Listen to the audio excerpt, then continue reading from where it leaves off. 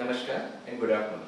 I am Swapan Dhairyawan and I'll be interviewing Meera Kapur today on behalf of Foundation for India Studies Houston for the Indo-American Oral History project being done in partnership with the Houston Public Library and Houston Community College.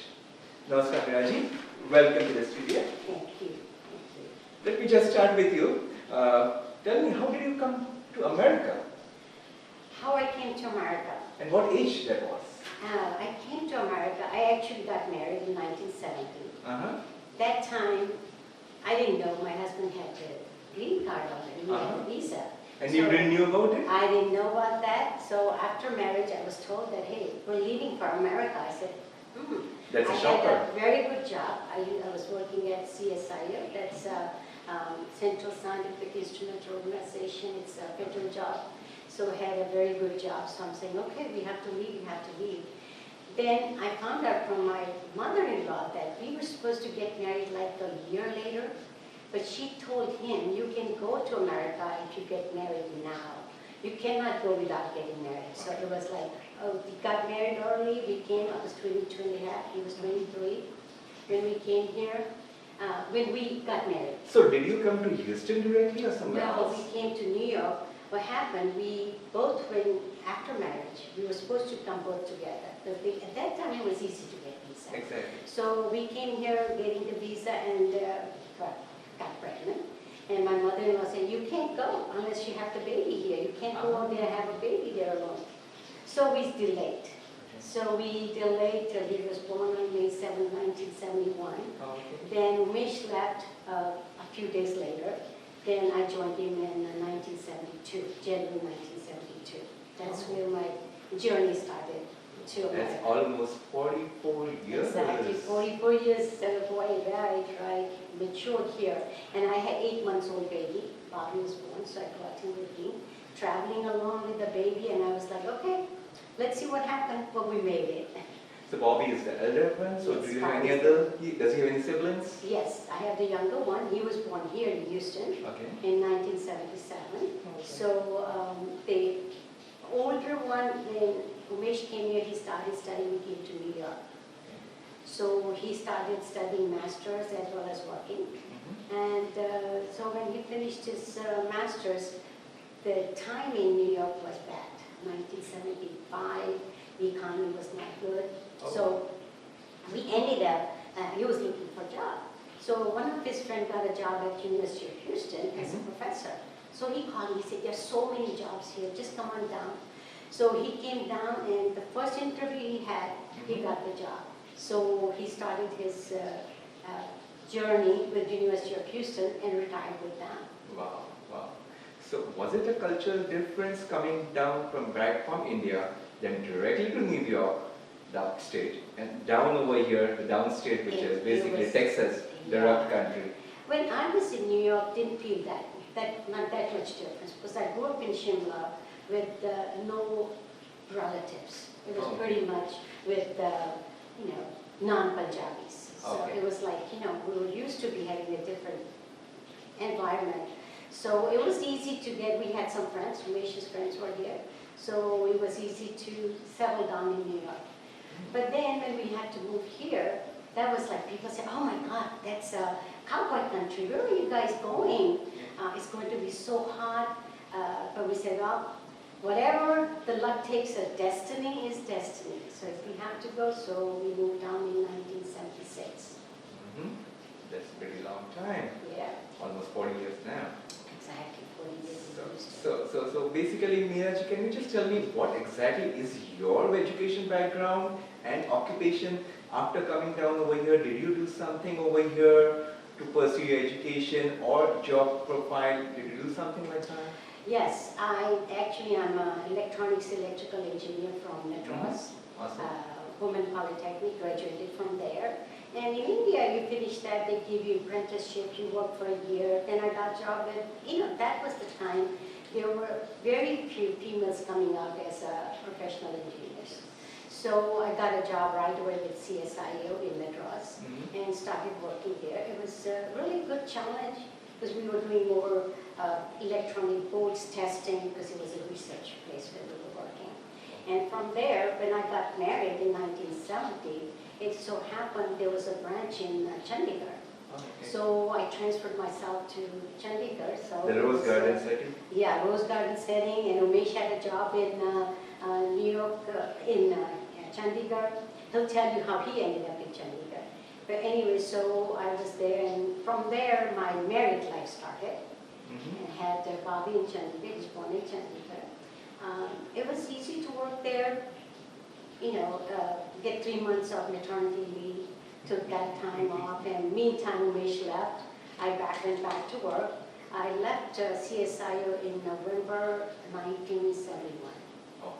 So I moved to, spend time with my in-laws, with my parents. In 72 January, I left for States. So I came here.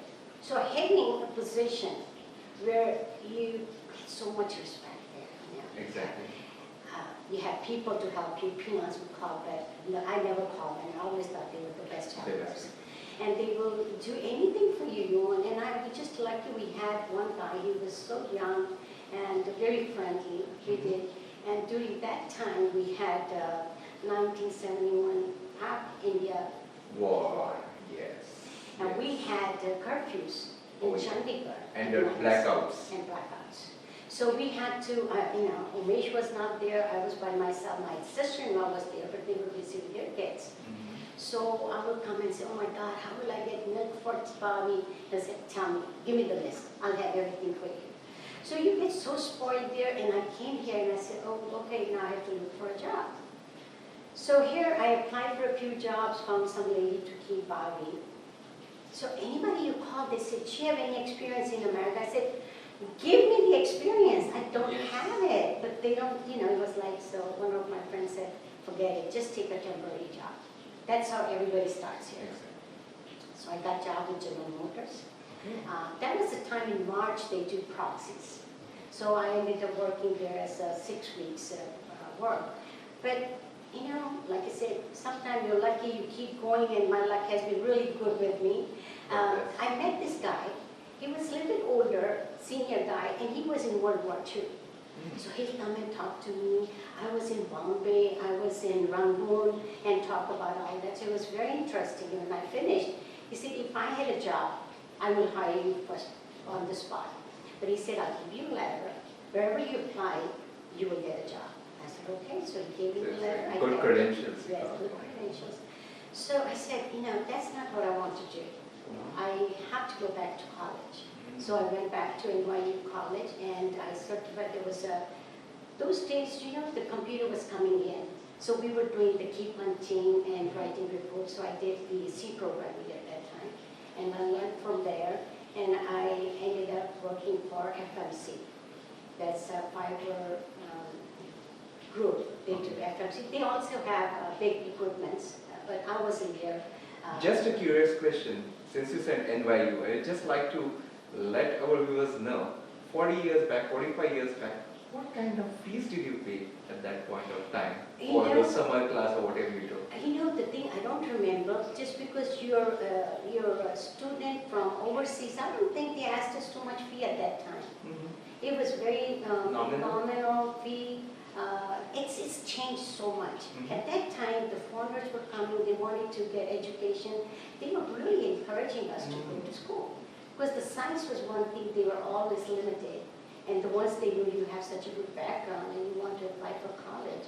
I got the college. In fact, they paid for my babysitter. The school arranged, the state pays, city pays, but they paid for the babysitter. So I used to leave him and go. It was hard. I mean, when you come, it's always hard. I had to take a subway, take a bus, and then go to school, come back, I lived in Flushing, and then to go all the way down to Brooklyn, it takes time. But once you are determined to do something, you can do it. So that was my goal. I have to do it. And it was rough, but we did it. And I finished my college studies from there. I ended up working for FMC then. So that was, like you asked, what is the change? The change is, we come from India. For us, and hello is this one. Nobody touch you. And you're not used to it. So I got this job, this guy, my supervisor, really gentleman, I always think about him, Paul Travis. So he knew that I was new. He never had Indian in the company, in the group. So he comes and stands behind me and tells me, ask for some reports, and I'm saying, hey, shrinking. He said, I'm not going to fight you. It's okay. And I said, okay, Meera, relax.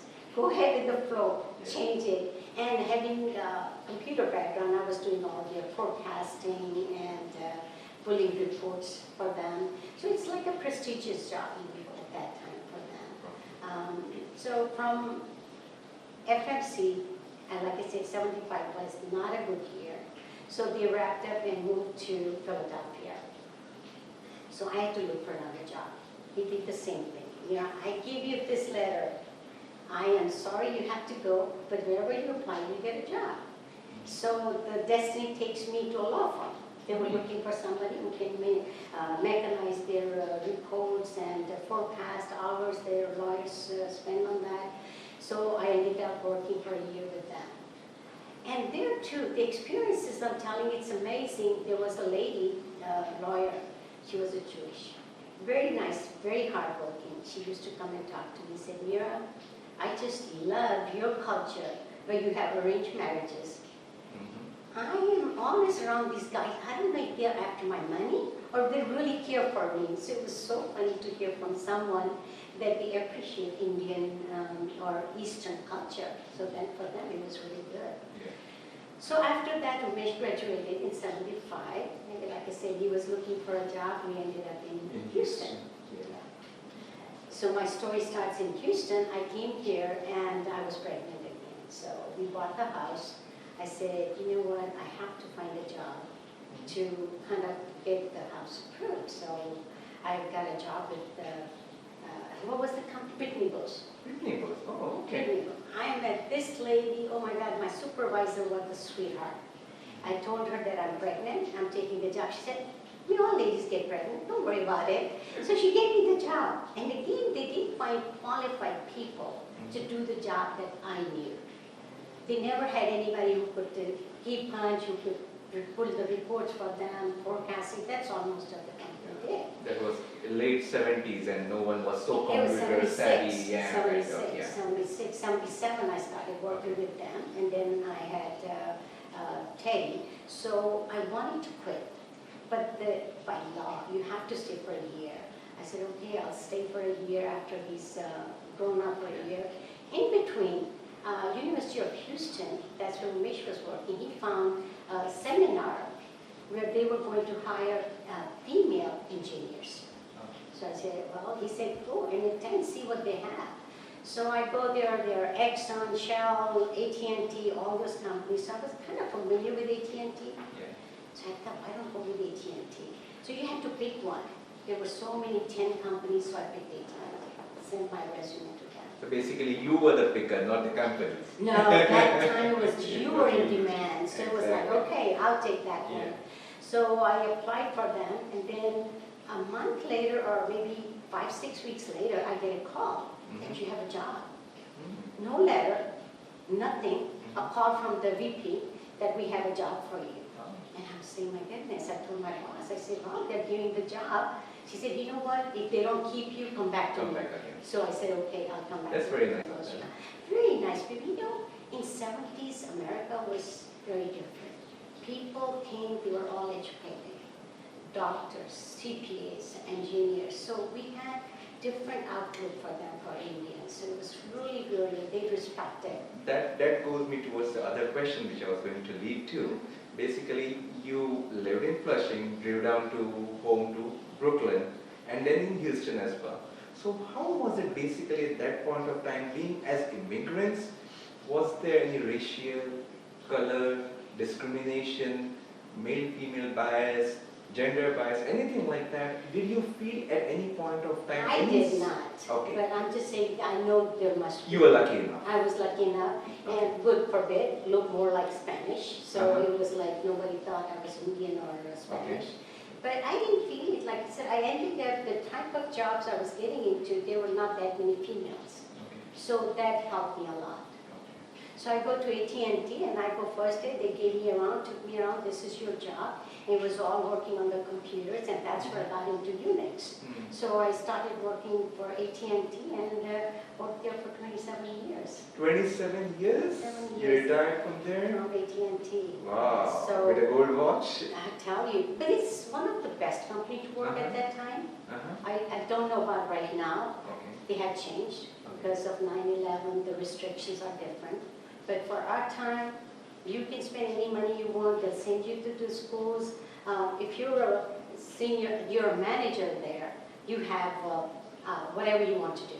So was it your desk job or traveling job? Or They trained us. It wasn't desk. We never did desk because we were always with the computers working, you know. They came up with one program where we would watch the flow. There is more traffic. So we had to divert it to the other traffic. So it was very technical type, more into AT&T computer telecommunications. That's what we did. And slowly from there, I ended up in switches. You know how we used to have old switches, make noises, take the whole floor.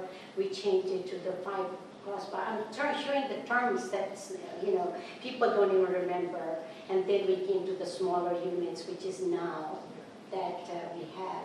But it was, they train you. The best thing with AT&T is even now, they'll send you to the training schools. So you get trained with them, you know what to do, how to do, and you just go with them. And the only philosophy at our time was, you are 24 hours employee of AT&T. Oh. If I need you in the middle of the night, you have to come, because it's a service provider. But so, does it used to happen like that? And sometimes we have to at night. Oh. And, but if you need time, we were not timed. Okay. We could take 2 hours lunch, nobody will ask. Okay. I mean, as long as your work is done, you have good employees working for you, you know, they were happy. So it wasn't a timed job for us. How about the transition between 1977 to almost 2004 that you retired about? 2005. How was it like? How was the company culture? Did you see some difference in the 70s, thereafter the 80s, the 2000s, and after 9/11? How did you see the change? I think the change was positive. It was very positive because they all knew more immigrants were coming. They wanted more minorities. Okay. They were hiring other people. Like I said, I was the first Asian manager here. I had a lot of privileges that I'll tell you. They let me do things. That's how I became known to Indian community, because I was doing things with AT&T that they let me do things. Go to the dinner table, get a dinner table, go there, find some people to sit with you. So it was really, I grew up with AT&T, and they saw potential in me, mixing up with people. So external affairs pulled me in.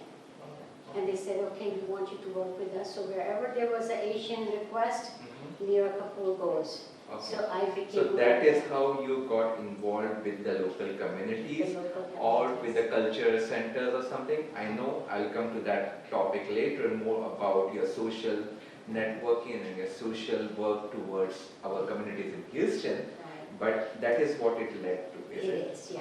It's just all the things fell in place with AT&T. All the things that I did, I was on any boards.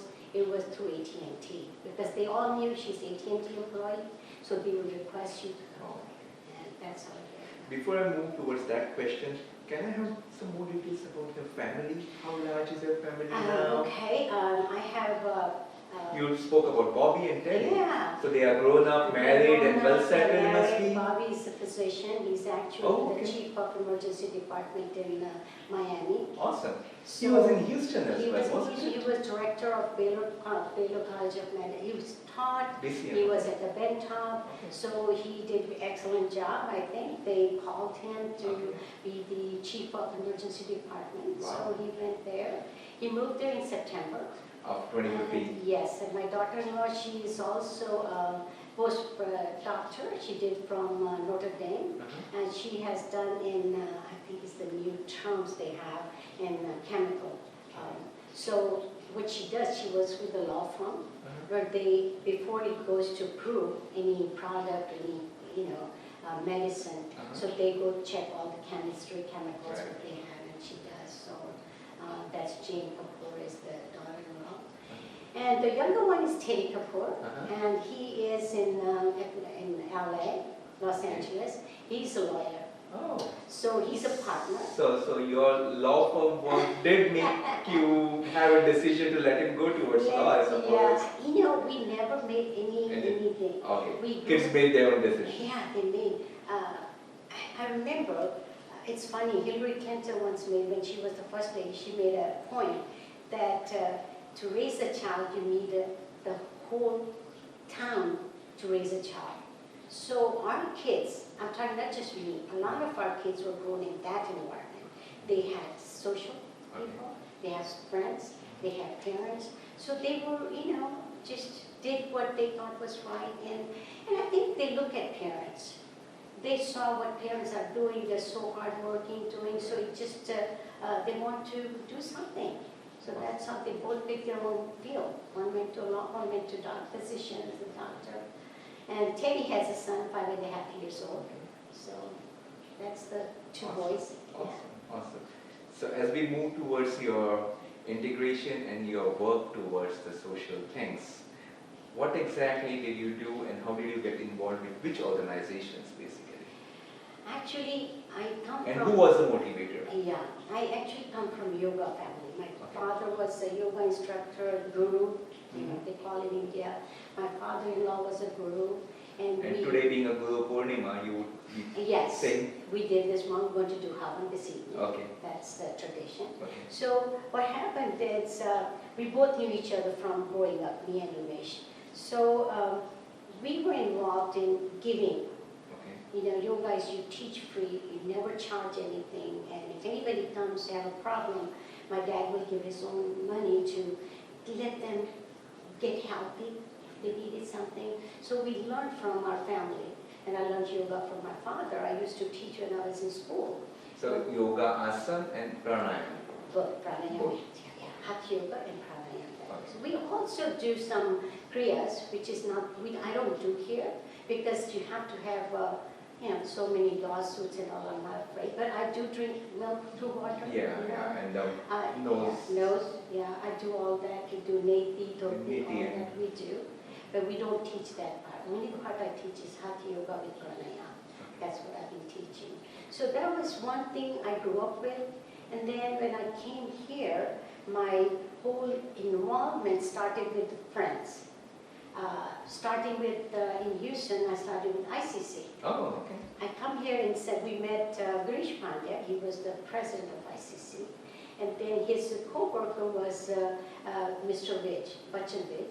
So, Bachchan Vij, he said something about ICC. I know some lady, she is very active. She might be good with your volunteer work. So he tells me to go. The first thing I did was select the people to give awards to.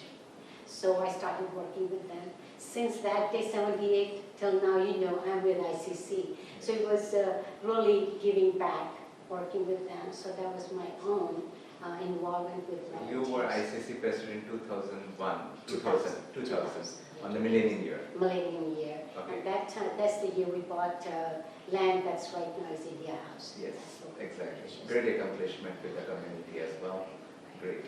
And apart from that, you are with Telfair, you do something, yoga and everything? Yeah, I teach You live in your neighborhood? Yeah, I do in my neighborhood. It's a full class, 45 to 50 people come in the class. We do Wednesday 6 to 7 p.m. Once a week? Once a week. And then every Saturday, Sunday, 8 a.m. to 9 a.m. Okay. And that's the yoga side. On the other side, I work with Ekal Vidyalaya.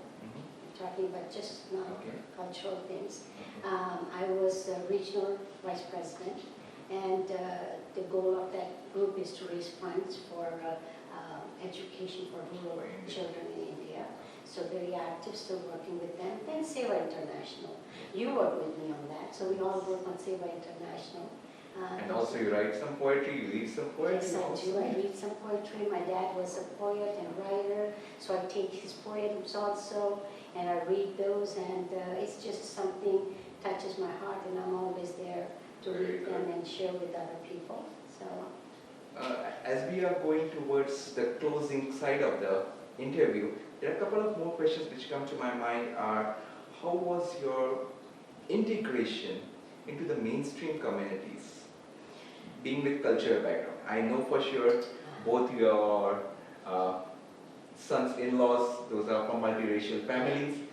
So both of your daughter-in-laws are mainstream Americans. Yeah. So how does it go along in your family, and how reciprocate you and you're giving together with the families?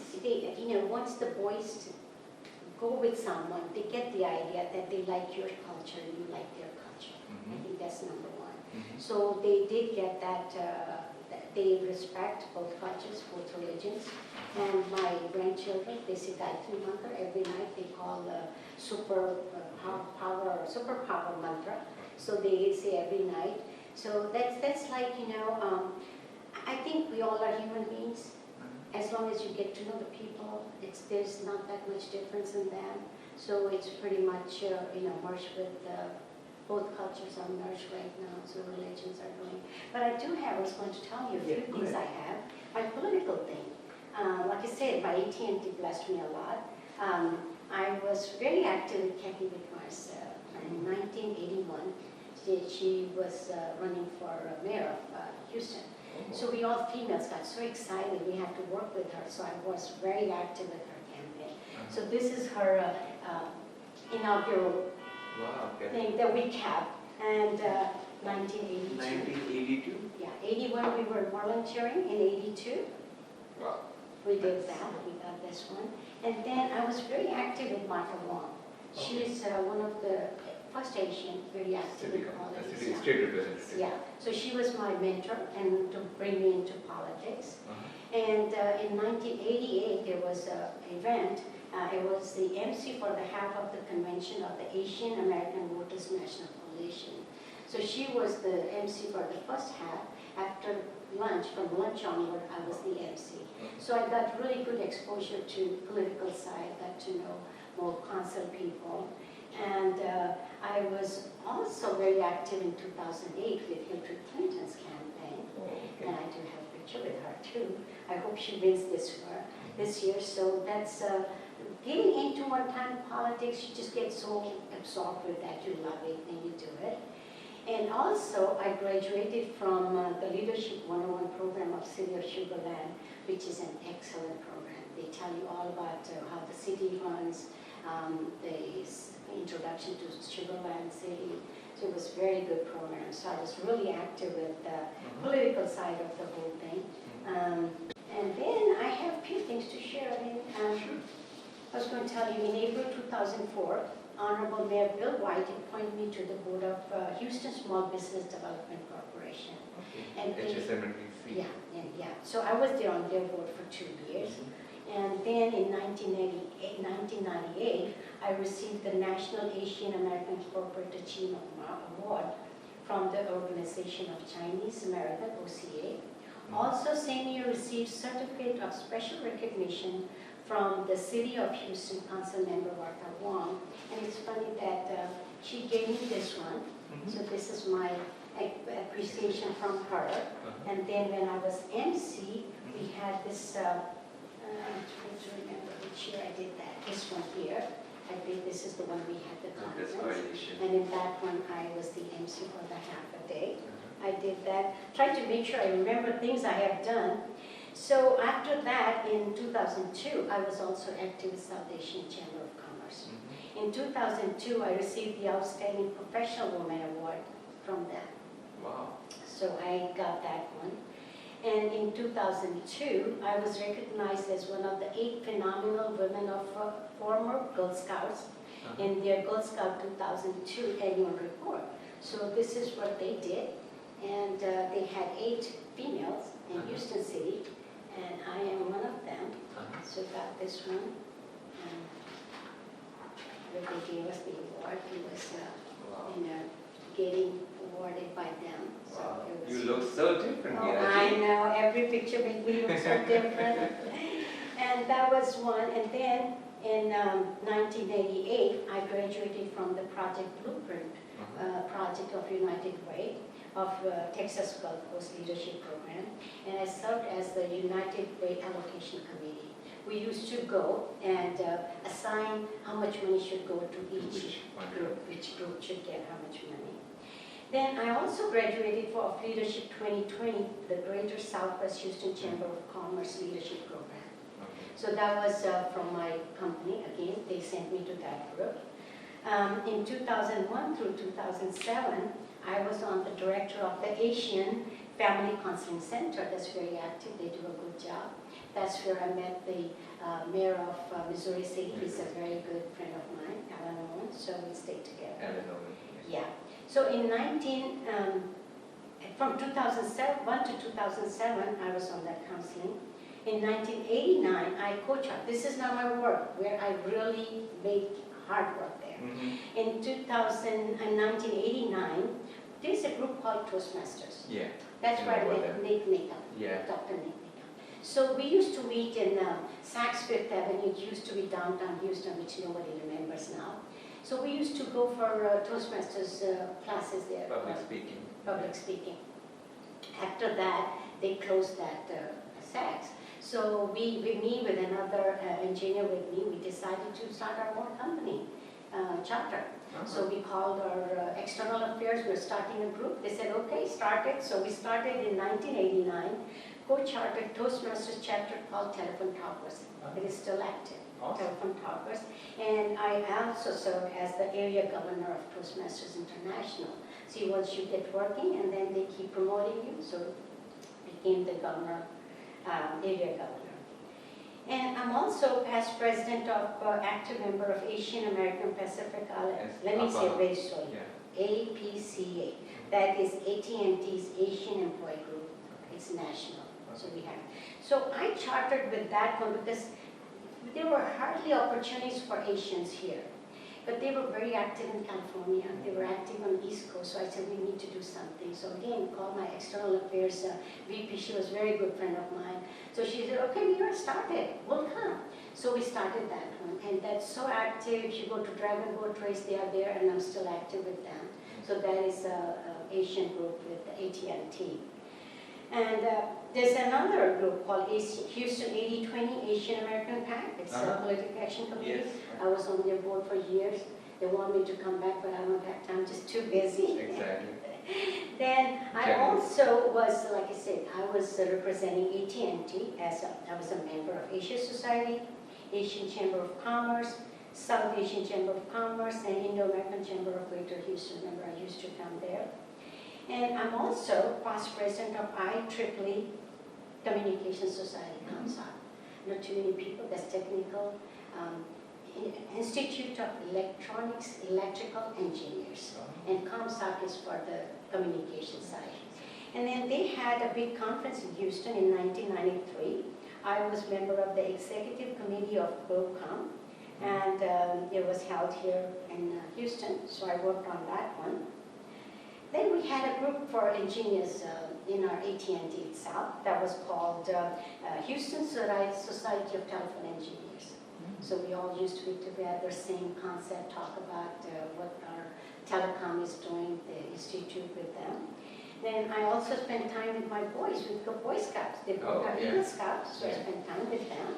So that was my, all the awards that, this is our yoga. This is our guru. Yes. And these are the big books. This is the book I give most of the time when people come to my class. So they can go and follow some of these simple yogasanas. They can do it at home. Then GlobeCom, like I said, I was there, so we had GlobeCom 93. It was one of those. And this one is where I got the OCA National Asian American Corporate Image. It was a very elegant job they do, and they do. That's a very good job. I got that one. So a lot I've done. I mean, I tell you, I always was involved in the community, and I give credit to AT&T to let me get a table on any event. There was one, they'll tell me, ICC will call me, we want you to sponsor. I'll go to AT&T, get a table for them. So that gave me a lot of opportunity to work with the different communities. Great accomplishments, Meeraji. You have been doing great. Thank you. Any last line that you would like to say to our next gen? I think they all are very smart, doing very well. and we all will be proud of them. They are not keeping, they are growing up as Americans. They are not keeping the same, jobs and all that. They're all getting promoted to good places. As you see, we have Sanjay Gupta, Babika, the chief of emergency there. So I think I see a very good future for our children in this country and growing up. They all are keeping our values, but at the same time merging into American society. They are not anymore just one. They are international community. They are doing very well, and I wish all the best to all the young generation, and hopefully they will pass on the same torch towards to their children. Future. And it's been always a pleasure to work with my ICC group, International Hindi Association. We just, I think that makes us shine when we work together as a team. As a team. Individually, we're nothing. As together, Yes. we all do a good job. So it's been a pleasure to be in Houston. I have known Krishnaji for so long. He was very active in ICC, but he was traveling international. So whenever he'll come to Houston, he'll come to ICC meetings. And he'll always say, Meera, keep doing good job. And then when he retired, and then he got so busy with his foundation. Yes, with So it's been a pleasure. Great. Thank you, Meera, so much for spending your time with us. This is going to go in the annals of history. Thank you. Namaskar. Namaskar.